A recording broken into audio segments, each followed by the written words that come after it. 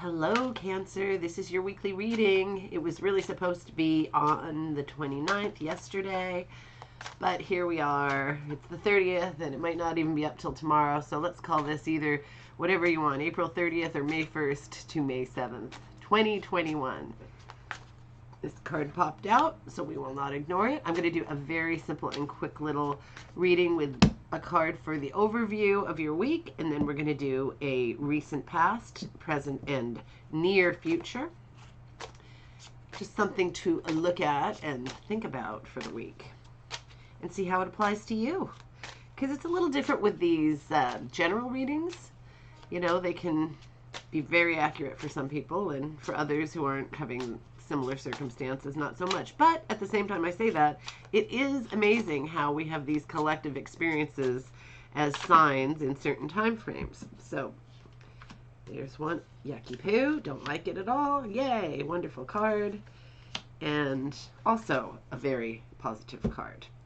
Okay. So here we've got the Knight of Swords. Or pardon me, not the swords. The wands. The Knight of Wands. What am I saying? Knight of Wands, the Fire Knight. He's fabulous. He's amazing. He's so fiery and full of personality, bold and brave and everything good. He's an action guy. He's your man. You want action? He's your man. So this card, it can be somebody you know. He tends to be very charming and amazing and strong and powerful and decisive.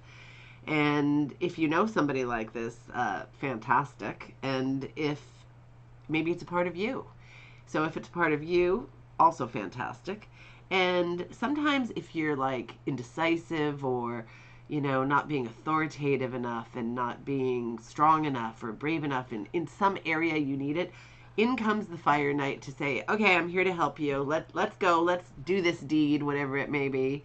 You know, maybe you're trying to be more assertive in some area of your life, your business, maybe your personal life. Maybe you need to get out there and socialize more, or you need to meet some new people. I mean, that's not so easy right now, but there's always a way.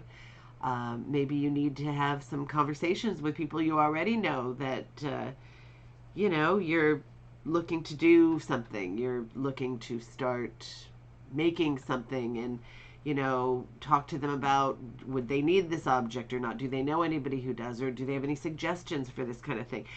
Some of these things sound really simple. It depends on what you're like. In Cancer, you guys aren't really easy to determine. Like there are some signs, like I'm Aries people, I'm not saying there are no nuances. Some people are not exactly like me or anything like that, but Aries tend to have certain traits that are very strongly and typically present in almost any Aries you'll meet. It's almost crazy. Um, Cancers are a little bit more all over the map. There are certain traits that you guys have that are uh, very typical, but then within that there are others that are not so much. And I do find it's harder to, you know, categorize you guys in signs. It really is. You guys tend to have a lot more diversity of personality, if you will.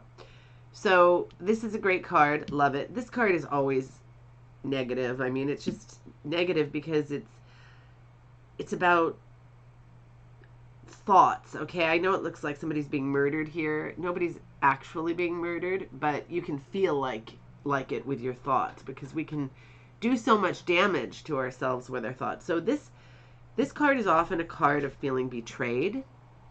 It can also mean that you're just really, you know, you feel devastated about something, and usually something that you're perceiving as so much worse than it is. Sometimes it actually is terrible. Whatever the thing is, you are, you know, wrecked over it. But you have to remember these are not real swords. They're thoughts. They're air. They're, you know, this ethereal thing.